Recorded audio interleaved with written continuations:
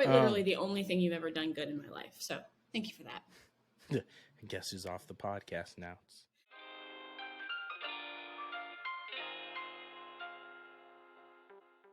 What's up, people? Welcome to Down Once More with Matt and Raley. And this week we are going to be talking about the Broadway musical, Love Never Dies. If you are not familiar with this musical, it is the sequel to Phantom of the Opera, which is definitely one of my favorites. And we've already talked about Phantom. That was our very first episode. In case you missed that, go back and watch that. But forgive us for some of the technical difficulties that we experienced in that episode because it was our very first one. And I think I'm really hard to hear and very far away from the camera and very dark. So forgive us any terrible inconsistencies between these two episodes. But Phantom's awesome. Love Never Dies is the sequel to Phantom. Hello, Matt. How are you? I'm good. Excellent. I'm ready to get into the Phantom. I think it's fitting. I think we dropped our first episode in February of 2022. So we're getting out ahead of it a month early before our anniversary. But this is our first musical review with the new format. First musical movie review of 2023. So I'm ready. Awesome. I am channeling my inner Matt for this episode and have decided to wear backwards black cap. In case you're not watching this, just know that I'm rocking the Matt look today. And he decided to wear his than I do. I know, right? No, but no little like secret. This is my 4-year-old's hat. It doesn't belong to me. Fucking big is your 4-year-old's head? He's got a really big brain, okay? He's very smart. I don't want to talk about it, okay? Or maybe I just have a really tiny head. Maybe there's that. Let's go with that. Just for my 4-year-old's sake. Let's go with that. So you just, prior to this, like 10 seconds ago, said the size of head was correlated to brain size, and now you're going to go with you have a tiny head, is what you chose to do to combat that. I'm protecting the integrity of my child and saying I have a tiny head and his normal size. Okay. All right. Okay, Matt. Right. Okay. All right. Anywho, Love Never Dies. So, little bit of a summary of Love Never Dies. If you haven't seen it, definitely recommend checking it out. It is basically, it picks up the story of the Phantom and Christine Daae and her now husband Raul. It takes place 10 years after the end of Phantom. So it is quite literally, Phantom ends as it does with the mob coming after the Phantom and he disappears. Christine and Raul sweep themselves away off to their happily ever after. And Love Never Dies picks up 10 years later in the lives of all the characters that we knew and loved from Phantom. And it isn't no longer in Paris. Phantom of the Opera takes place in Paris. This is now set in Coney Island in America. And I have a note. Okay. Well, no, you go. In case you are interested, my general, like my overall summary of this movie / show / Broadway musical is that it basically takes everything you think you know about all the characters from Phantom of the Opera, and it essentially changes your mind about all of them. That's just my general overview. I think that they are all almost exact opposites of who they were in Phantom, and their characters are very different 10 years later. That said, there's a lot of good things that we need to talk about. But what's your note? Let's hear it. Well, my note was, first off, we mentioned it the last one, this is not available to stream for free anywhere. You can stream it with a Broadway HD subscription or rent it from YouTube, Vudu, Amazon, those places that do rentals.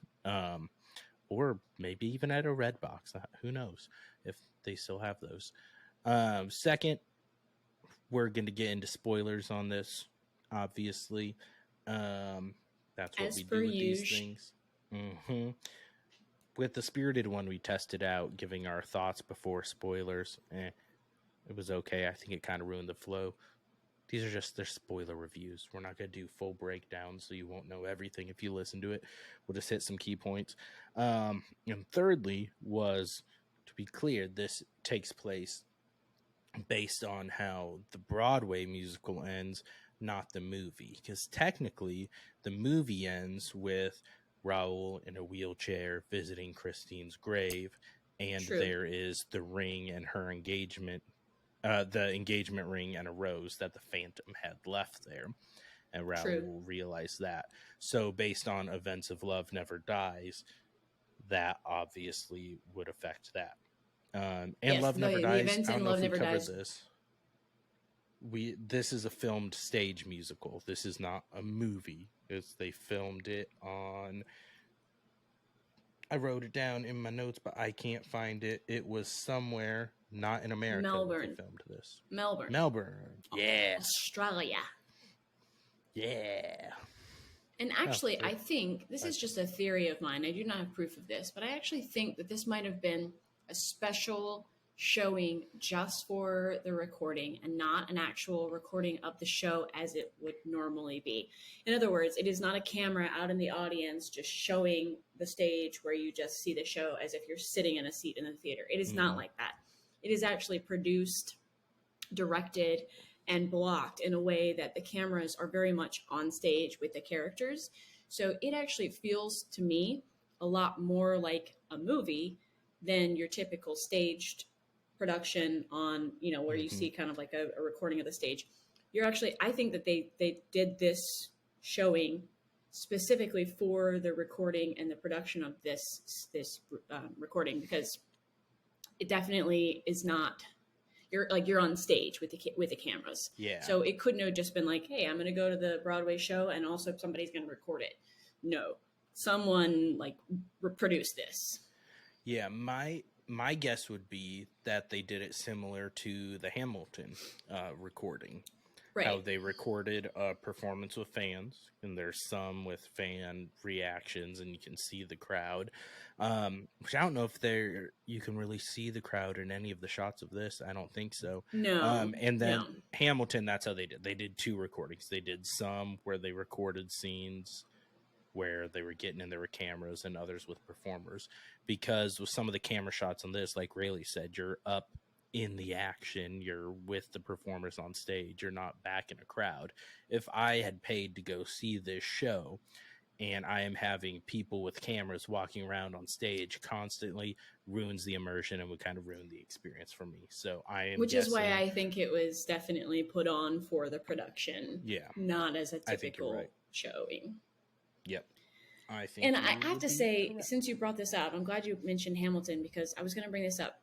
In the Hamilton episode, I actually said there were times in that showing I was a little bit upset that the cameras were so close to the characters, because there are times in Hamilton, the production of Hamilton, where the whole cast is doing these really cool blocking moments. They have choreography, crazy, awesome, movements and stuff.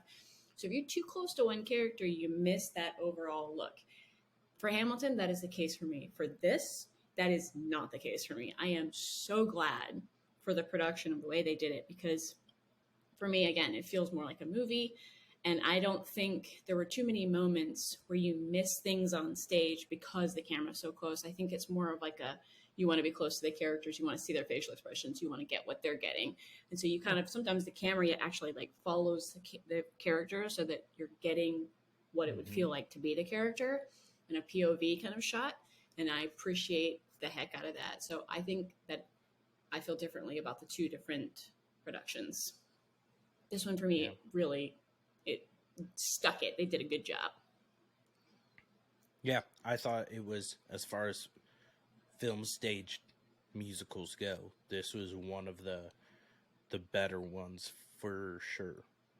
I think other ones that nailed it that we haven't talked about yet are Newsies. I thought they did a good job with that one. I think that was also similar. I think that was more the Hamilton take, because there's definitely people on stage during it, but there's a lot more kind of audience shots.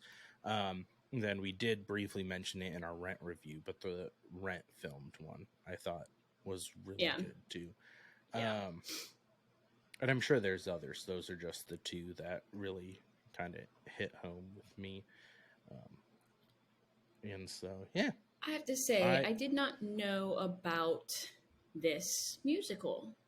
Matthew is the only reason I know about this. And that's surprising to me because I'm such a huge Phantom fan.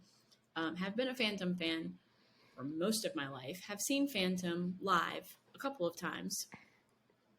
Obviously, I loved the movie when the movie came out, but I was young and that was a long time ago, and I prefer the Broadway, obviously. But point being, I'm mildly obsessed with Phantom, so it's shocking to me that I didn't know. And when you told me about it, my first reaction was, oh shit, somebody has tried to redo the Phantom thing and has made it a sequel and it's gonna suck. I did not know that it was written also by Andrew Lloyd Webber. So it really truly is written by the same guy, intended to be a sequel, intended to be the second part of the story. It's kind of like an act two. If Phantom is act one, this is an act two. And I totally respect that he wrote both of them. And you can tell, obviously, when you actually watch it, you can tell this is definitely the same guy who wrote Phantom. But I didn't know about it. And when I discovered it, I became obsessed. Obsessed. Not just with the watching it. I do love watching it, but with the music. I still, to this day, a year and maybe a year and a half later after you told me about it, still play the music in my car and belt it out. I sing that one probably more. Actually, I sing that one more than Phantom in my car, which is huge. Wow. So thank you. You're welcome. You're welcome. I've had a positive impact in one person's life. I can die happy now. It's quite literally the only thing you've ever done good in my life. So thank you for that. I guess who's off the podcast now? It's now officially the Matt Show. It's a negative thing in your life. Fuck. Okay. So that being said, you said you listen to it maybe more than you do Phantom and sing to it. Which one do you prefer? Do you still prefer the OG Phantom, or do you prefer this? The musical itself, not necessarily the movie versus this, but Phantom the musical itself versus this. I think I am always going to be loyal to Phantom. Maybe just because it is the OG, and maybe because it could be just that I've loved Phantom for 30-ish years, and this one for a year and a half, so it maybe doesn't have the same weight in my life. But in terms of music, I would say that they're pretty close in the actual music of the musical, and how much I enjoy them, and the lyrics and singing and playing along with. I think Phantom is darker. I think Phantom is heavier. Really? So aside from the ending, I think Love Never Dies is more of it's a little bit of a lighter story in the sense of it's not so, there's not as many deaths. There's not as many killings and murders. And I think the Phantom character is very, very different in the two. So what I like about the Phantom in original Phantom is that he is such a dark and mysterious character. That's his lure, that's his draw. And he's a lot less dark and mysterious in Love Never Dies. He does not he's still mysterious, he's still dark, but he's not as mysterious. He's very much more open and in the center of the show. You see him a lot more, you hear from him. He speaks about his emotions more, he talks about his character more, he talks about his history more.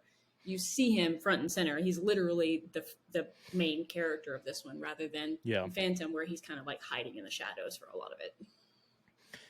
That's fair, and I guess you're right on the darker and murder and the vibes side of the stalker in the shadows. He is a stalker. Let's be real. He's a stalker Phantom. And a serial killer. I feel like the creepy level in this one is cranked up, though. That's And true. part of that is just like the freak show, the tones are a lot more. Phantom's more ominous. This is more creepy, if that makes sense. Yeah. It's kind of how I feel. I personally prefer the music and tone of Phantom significantly more than Love Never Dies. Love Never Dies has a couple songs that compete with the original for me, that are very close to my favorites in Phantom. And I guess we're not going in a specific order, so I may as well just say what they are now. Sure. I feel like The Beauty Underneath is probably my favorite song in Love Never Dies. It makes sense because that's probably the closest one to the vibe from Phantom. Mm-hmm. I think it matches the tone of the Phantom music more than most of the other music in Love Never Dies. It's like the tone of the Phantom one with a little bit more rock edge. Like it has some of the like electric guitars, and you can tell those notes. And so I think that's my favorite song in Love Never Dies, and followed up by I really enjoyed Devil Take the Hindmost. I think those definitely are my favorite. Yeah. Oh yeah, Devil Take the Hindmost is my all-time favorite. I like it. I also feel like too, you have Phantom of the Opera has a lot of the more background songs are opera songs, opera vibe. You don't get nearly as much traditional opera in Love Never Dies. You got a couple arias, and that's about it. That's true. I don't even know if that's the proper term. That's what we call at least some of them. She calls it an aria, so it must be an aria. That's right. That's right. That's my musical theater knowledge. And that's why no one really knows who this podcast is actually fucking for, because musical theater nerds would fucking murder us over it. I'm sure they're like, or at least me, screaming on the inside if they're listening. But yeah, so I think the original Phantom still is number one to me. But I like a lot about Love Never Dies. I think as far as musical sequels go, it's got to be one of the top. I don't know if I did zero research, so I don't know if there's other musical sequels out there. I'm sure there's probably got to be one or two, but it's probably got to be very uncommon, especially with the original composer. Yeah, I mean, the classics don't tend to be repeats, right? So that's why I didn't trust it. When I heard it was a sequel, I was like immediately like, ugh, it's going to be awful, and I'm going to be mad that this is part of my life. But I was not disappointed. I think it's important to note, as a feminist, as a woke dickhead, as we referenced in our last episode, I am not a fan of the fact that Christine Daae is fought over like a prize, who cannot make up her own mind and is quite literally bet on. Devil Take the Hindmost is my favorite song, but the premise of that song is that they are literally betting on who's going to win Christine, and not because they win her heart, but because they're literally like, if she sings, I win her as a prize. If she doesn't, I win her as a prize. Yep. I am not a fan of the fact that Christine Daae, who is a lead female character, can't be trusted to make her own decisions in this life. But this is also similar to the same tone, right, as Phantom, where she literally cannot control herself when she's around the Phantom. It's something that is beyond her comprehension, that he just lures her in and she cannot fight it, right? And Raul is someone she loves. Similarly, in Love Never Dies, that same feeling is like she quite literally cannot stop herself from singing the music with Phantom, and there's something that draws her to the Phantom. But she is married to Raul, and they have a son together. Twist that later.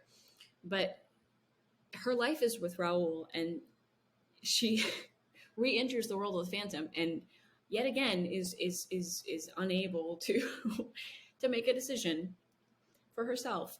I'm not a fan of Mm-hmm. that. Let me just make that super clear. I get it. It's the 1800s, so I get that, like, things were different for women back then.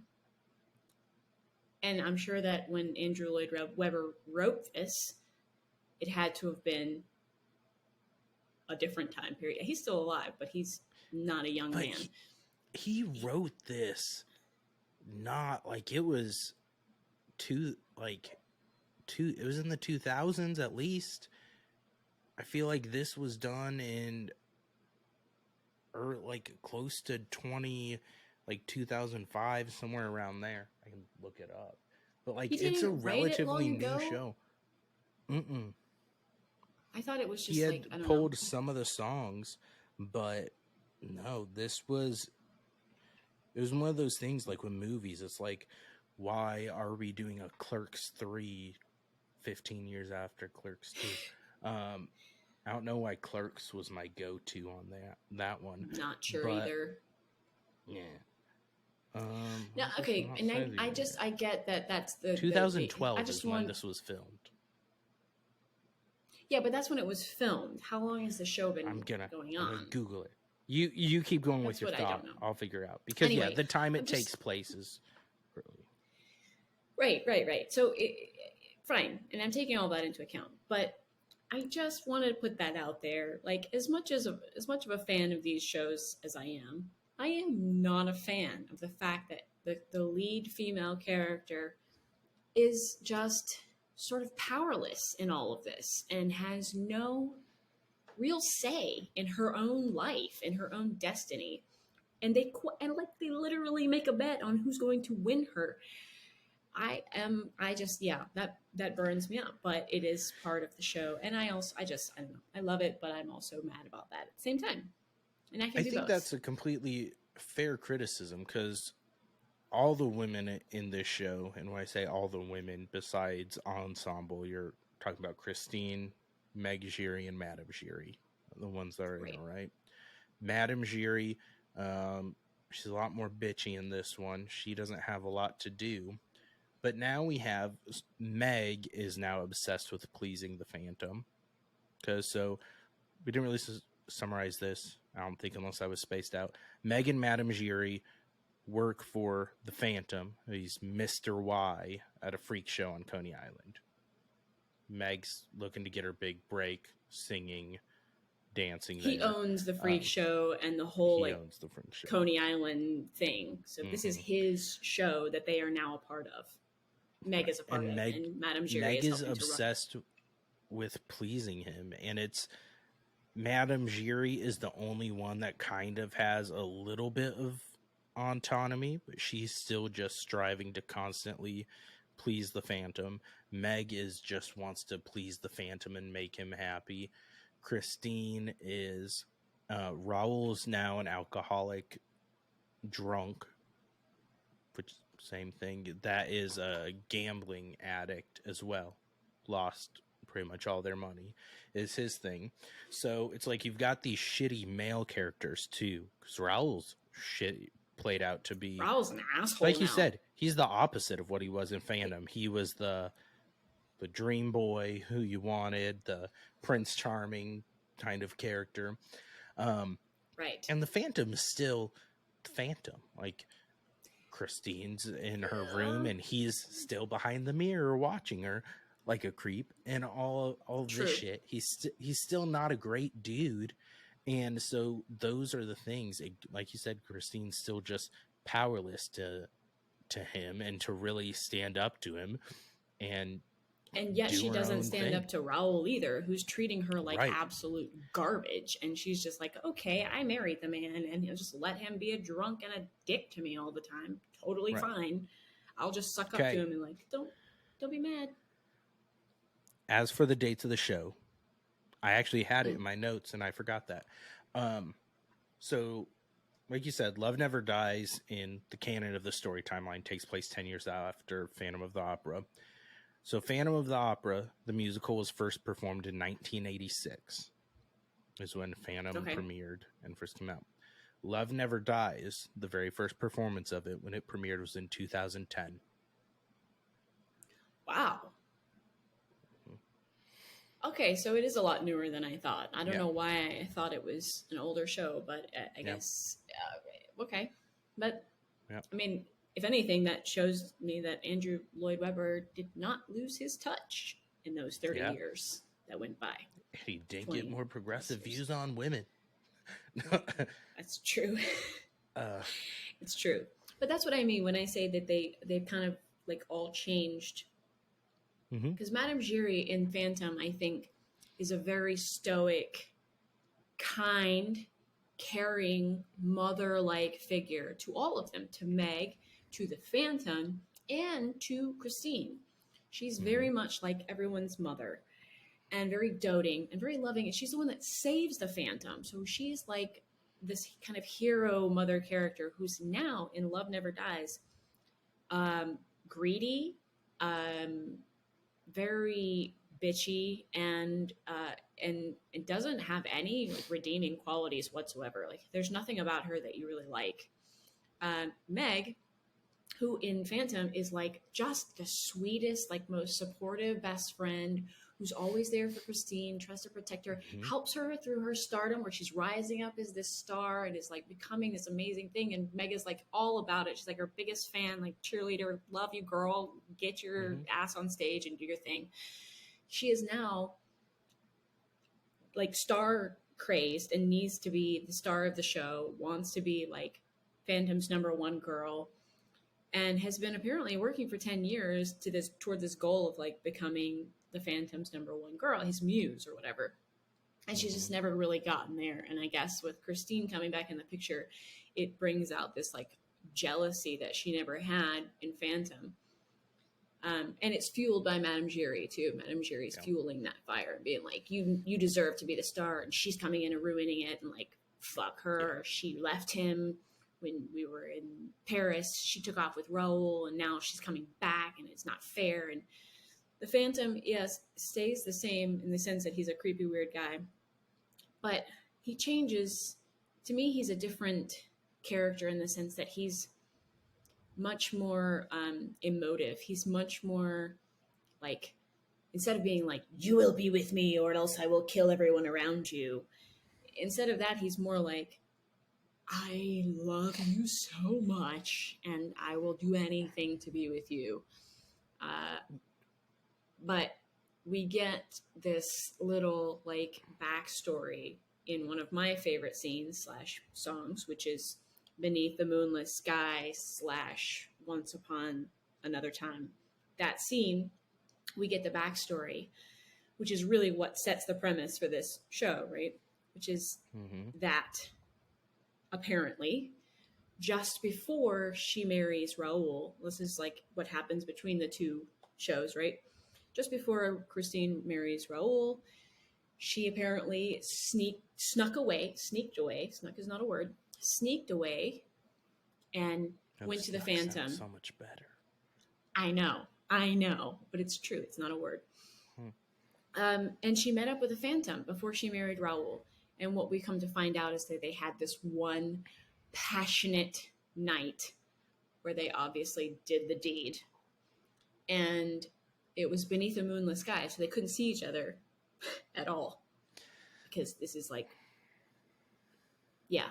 So they had to do the thing that they did, and Phantom abandons her before she falls in love with him that moment. She's like, I'm leaving Raul. I'll be with you forever. You're my man. Our souls have united and we are one. And then he's like, oh, fuck. I don't want you to see my face when the sun comes up. So I'm out. And he ditches her. And she takes that to mean like, I guess we're not going to be together. And she goes off and marries Raul and they have a son together, yada, yada, yada. Right. So this is why they have this like undying bond. They didn't just share the music from Phantom. They actually did share a physical union where they were together. And so thank you for that, Matthew, for that beautiful illustration of such a loving and passionate moment that they shared. Yeah.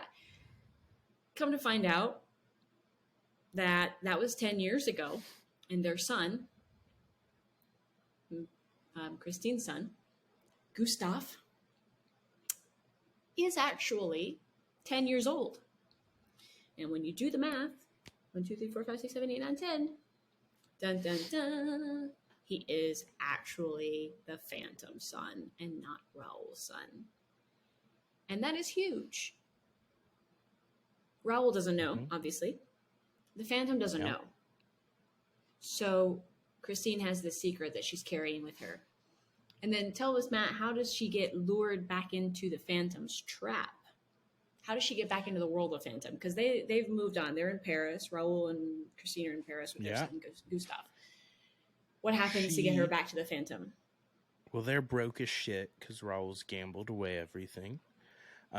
She gets propositioned to come perform for Hammerstein, which timeline of when that would take place.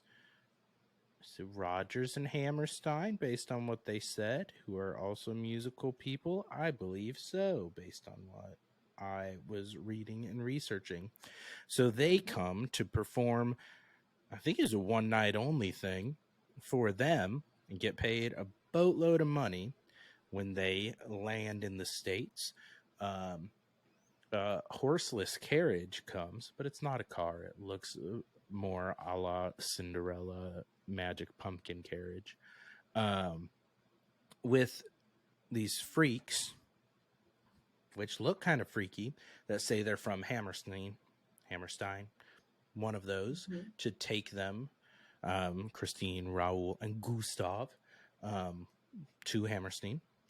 And I can't remember how they say it now, so I'm going to probably alternate back and forth through this. And they go, and Raul goes to find him, and that's when the Phantom reveals himself behind the mirror to Christine. Shows up in the room, and they have the confrontation. And that is how she is trapped back there. She didn't willingly go to the Phantom. She didn't know he was there. And that's when they're lured in. Their first interaction is when they go right into the song that you referenced, if I'm not mistaken. Isn't it? Right after he reveals himself, they're singing to each other. Immediately. They're recounting their history together. I didn't pick up on things, or I picked up on things differently than you. I think you have listened to the soundtrack more than me, because that song is not one of the ones I have on repeat. I was confused on the banging timeline. I knew it was 10 years prior. I was trying to figure out, based on lyrics that I picked up, if it took place before the fire and everything burnt down or after. So your takeaway was it was after, right before she was about to marry Raul? Yes. But I was confused because before the banging part in the song, she mentions thinking he was dead, not knowing if he was dead or not. Right. Which made me think it was after the fire. She mentioned it was too dark to see a thing and not seeing his face, trembling at his voice.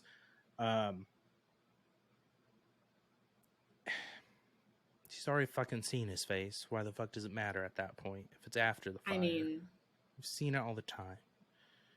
That's true. Like, I get it's tragic, but I don't know. I took different things away from it. I think I either wasn't paying as close enough attention. So for me, the banging timeline was up in the air, and I felt like it wasn't clear. You explaining it, that makes sense, and that would make sense with the timeline that he freaked out and he's like, well, I don't want to be with this bitch forever, even though I have the sex mannequin of her in my now burnt down dungeon. He's probably most pissed off about that he lost the wax sex doll. Most pissed probably off out of everything. And so yeah, that whole thing too, like, how unlucky can you be? This is probably, like, I'm assuming, unless we're getting really dark and the Phantom was a rapist too, this is probably when he lost his V card. So yeah, no, I'm assuming she is the one and only person who has ever right, done the deed. which would also feed into why he's so obsessed with her. Also, right. everything lined up so perfectly for her to get knocked up, or not perfectly, depending on how you look at. It's not the most realistic. It's enough to scare you. We're gonna have a through theme on these, and just vasectomy. Just come on, Phantom. Now you got this 10-year-old kid you got to deal with. Now you got to deal with child support, alimony, all that stuff. Now that you've revealed yourself, but the Phantom does things that, like you said, he's not as much like keeping her, imprisoning her, forcing her to sing. He makes comments saying if she doesn't sing, he's gonna kidnap or kill her son. He still brought her there, lured her there under false pretenses. So he's still ultimately a selfish, obsessed little boy is basically what he still is. 100%. And is willing to bet her husband on a song as to whether or not he can steal his wife away from him.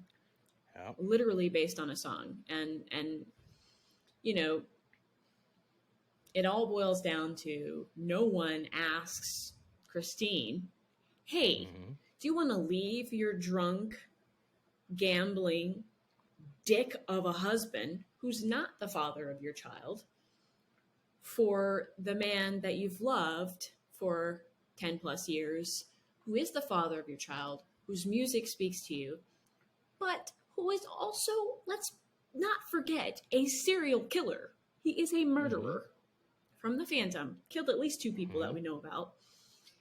He is a murderer, and he does threaten to murder or at least abduct your child if you don't sing for him. So, I feel like both men here have some pros. They definitely have a lot of cons. I think she's kind of stuck in that place where she's like, should I just choose like the better of the least worst one? Do I choose the serial killer election lately? Or the... Facts. Come for the musical info, stay for the woke dickheadness. We cannot escape his being a total creep and murderer. But somehow, by the end of the show, though, even though he is a serial killer and he has threatened her child, yada yada yada, and he's stalkerish, by the end of the show, you still feel like validated that they end up together. I feel confused by the fact that, and this is why I say they're all the opposite of who they were in Phantom, because by the end of Love Never Dies, I like the Phantom, and I shouldn't like the Phantom. Like, I shouldn't have like feelings of like, oh, they should be together, they love each other. That should not be the case, because my brain should be like, no, he's a serial killer and he's like a stalker and a creepy man, and he has a lot of issues. Like a lot of issues. Like, there's no therapist in the world who could help this man. He's so fucked. But yeah, by the end, when she is actually ends up with the Phantom and Raul leaves alone, you almost feel vindicated. You almost feel like, oh, they're going to be together. That's so sweet. That's what this show does to you. It makes you like the Phantom, and it makes you hate Raul. And that is very confusing if you are a fan of Phantom, which I am, because by the end of Phantom of the Opera, you're glad she went off with Raul, because Raul's the right dude for her, and the Phantom is a fucking creep and a killer. So you're happy that she's with Raul. By the end of The Love Never Dies, you're like, oh, thank God, she and the Phantom are together. Like, that is very confusing for my brain. But that's what the show does, and I think that's what he does a good job at. He changes your mind about all the characters. Except for Christine. She's the same exact character throughout both shows. That's same person. True. So I think, should you say that the Phantom ends up with Christine? Not entirely true. I think, let's just like keep a these minute in between. I'm going to jump to the end, and then we can do some other things on there. But basically, at the end, like Raley said, Christine sings. She, even though she has a way to get out and escape, she does choose to sing for the Phantom. And then Phantom Although I will Christine. say she's not entirely aware of what the circumstances are. No one lets her True. in on the She fact that doesn't if you know sing, all the your husband's leaving you. correct. She's not made aware of the fact that they've made a bet about her. She just knows that she either wants to sing or doesn't. Yep. And Raul wants her to leave and not sing, and the Phantom wants her to sing. She doesn't know that if I sing this song, I lose my husband. That's true. She's unaware of that fact. Which that is fair. Stupid and bullshit. Yes. And so she sings. She ends up with the Phantom. They look for Gustav, which we didn't really cover. How Phantom discovers Gustav is his son is during the song. I said was my favorite, Beauty Underneath. Gustav goes to the Phantom. He shows him all the freak show, sees that Gustav is enraptured by it, thinks it's beautiful, sees himself in him, that the kid's a lot more Phantom than Raul seems like it. And he reveals himself to the kid. Kid freaks out, which is like, really, you just saw all this other grotesque shit and you're gonna freak out over this dude's face? You shallow piece of shit. Not realistic. No. And so that's when Phantom realizes that's his kid. And so Christine sings. She goes to the Phantom.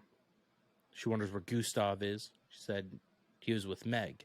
Meg, with her obsession of pleasing the Phantom, thinking it was going to be her big break to perform and sing, which I hated that song and dance. The Bathing Beauties one is the song I have Meg do. The worst. With all these. And her voice is like, Bathing Beauties. It sucks ass. It's so bad. To me. It's the worst part of the show. Maybe some people like it. I actually fast forward through Bathing Beauty. I can't even I hate it so much. And so that was supposed to be her big thing. The Phantom wasn't even watching that. She gets jealous. Christine gets the main thing. She actually kidnaps Gustav and has a gun. Not sure. I don't remember where she got the gun, if that was covered. But she has a gun. Nope. Has Gustav, takes him to a pier. The pier. Coney Island Pier. So that's where they are. There's some hullabaloo. And Christine gets shot. Does Meg shoot herself too? What happens with Meg? It's been a couple weeks since I watched it now, and I don't remember what the fuck happened with Meg. Meg just gets off scot-free for accidentally shooting Christine. It is not on purpose. She does accidentally shoot Christine in all the chaos. But no, we don't ever have any consequences for Meg.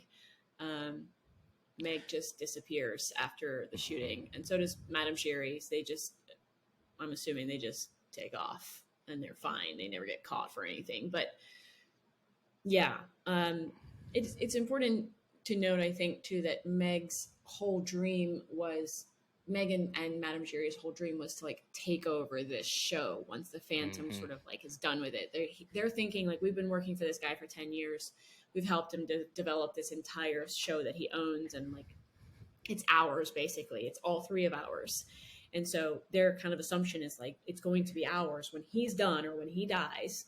It will be ours. We've worked for it. We've worked with him. It's going to be inherited to us. We're going to inherit it. Mm-hmm. And then they find out about Gustav, and the Phantom, once he realizes Gustav is his son, is like, holy shit, I have a son. Everything that's mine is now going to be given to him because he's my son, and he deserves that.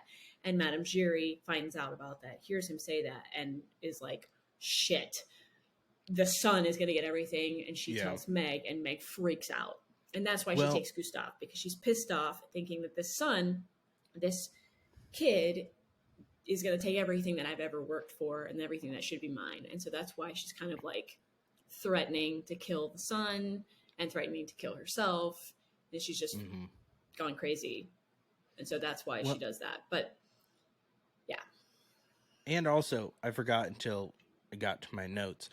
The other thing that set Meg off is she's kind of like having a breakdown to the Phantom about not being loved and appreciated, and he's singing to her, like starts out like kind of trying to comfort her, and then he's like, we can't all be like Christine. It's like, And I just was like, Dude. what a fucking boneheaded move. Like, I mean, I guess it should be clear. He's not a people person. He doesn't have a lot of experience with women.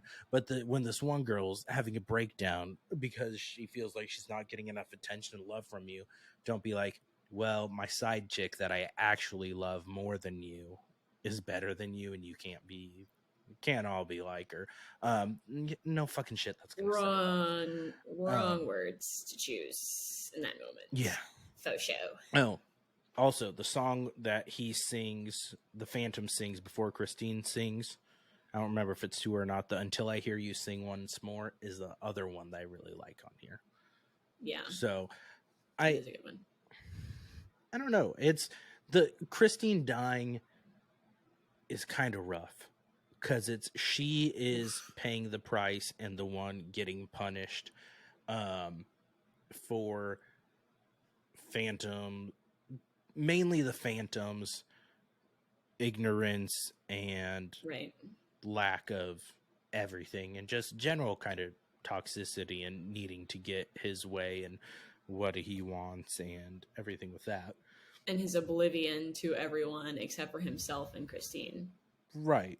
He's and just even oblivious. With Christine, he's not super dialed in. And so no, and doesn't really care about her needs or what she wants, but that's another story.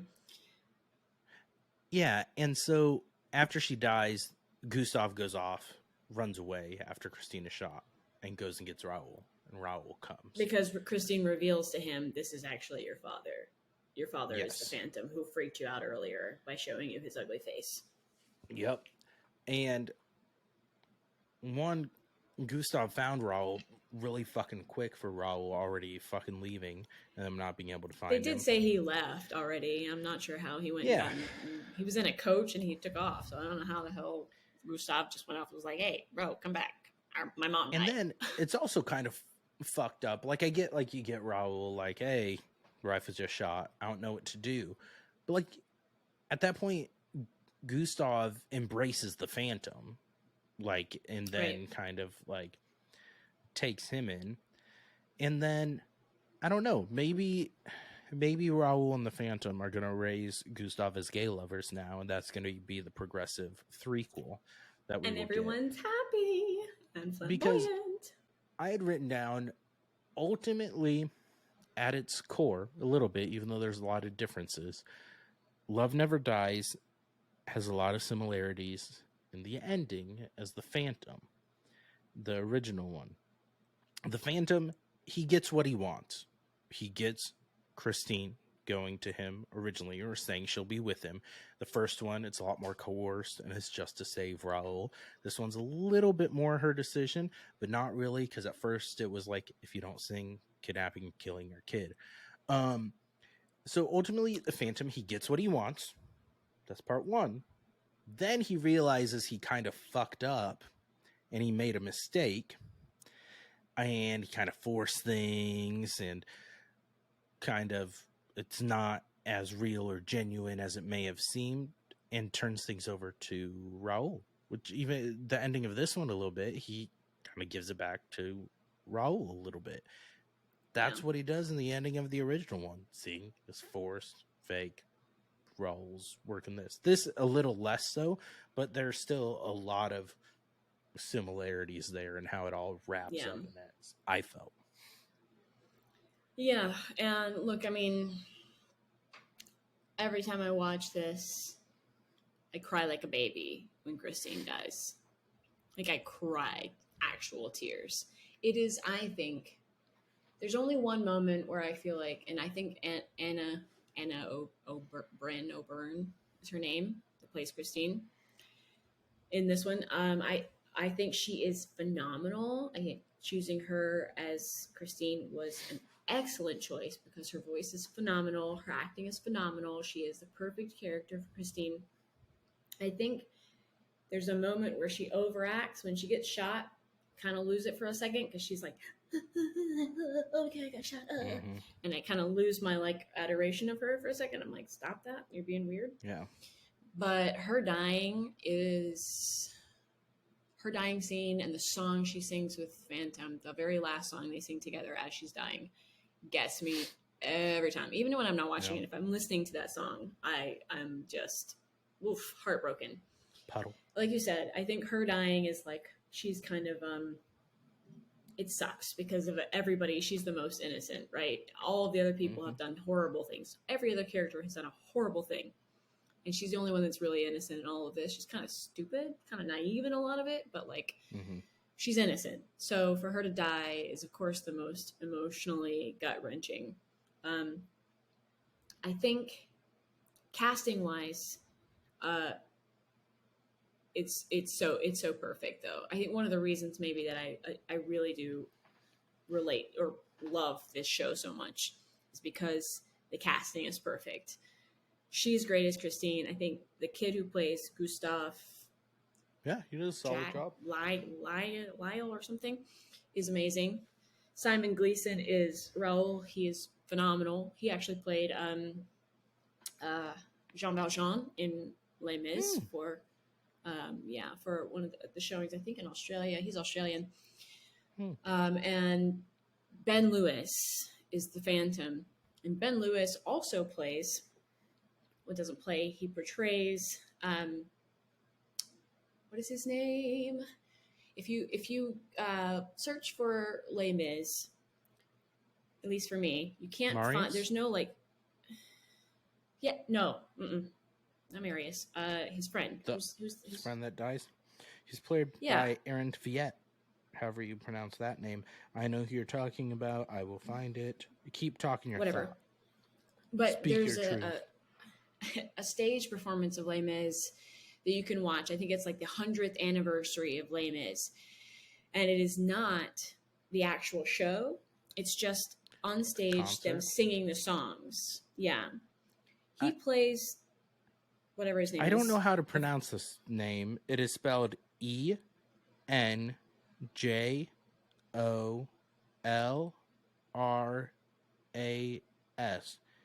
Enjolras? That's not right. I know it's not how you pronounce it because it's French. It's French. I guess that's Angelo. Fucking know. Whatever. I don't know. His friend. You know who I'm talking about. The leader of the revolutionary group. Mm-hmm. Anyway, in this stage performance of Les Mis, Ben Lewis plays that character, and I didn't know who he was before I saw that, and I was like, holy shit, this guy is so good. He's such a good actor. As the Phantom, he's perfect. I mean, he is perfect. His facial expressions are phenomenal. He's that, you know how hard it is to act when half of your face is covered? That's what I had in my notes. You need to show fantastic crazy eyes on one side of your face. Like literally you have to make all your facial expressions work like with just this. And he does this this thing with his face where he's like this. And he does it so fucking well that you're like, holy shit. Like this guy, oh my God, he's so good. Anyway, so I'm in love with Ben Lewis. But in other notes, moving on with my life, I think in general, it has some moments where the story it's got holes, right? It's got there are moments where you're like, I don't really think that is a thing. Right. Or there are moments where it's really unrealistic, right? But in general, overall, I would like to say that I think it's cast perfectly. It's performed perfectly. It is shot in this production on the stage where they're doing all these cool shots, shot perfectly. And you get a really good in-depth view of this show that I think you don't get with some other shows. You don't really get with Phantom unless you've seen it firsthand on stage, because the movie doesn't do it justice. Yeah. You see on Broadway, that's different, right? That's different from watching the movie.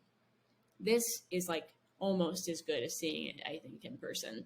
So that's my ending note. I think that it is fucking phenomenal, and everybody should see it and love it and listen to all the music. And also, I will perform it anytime you want, word for word.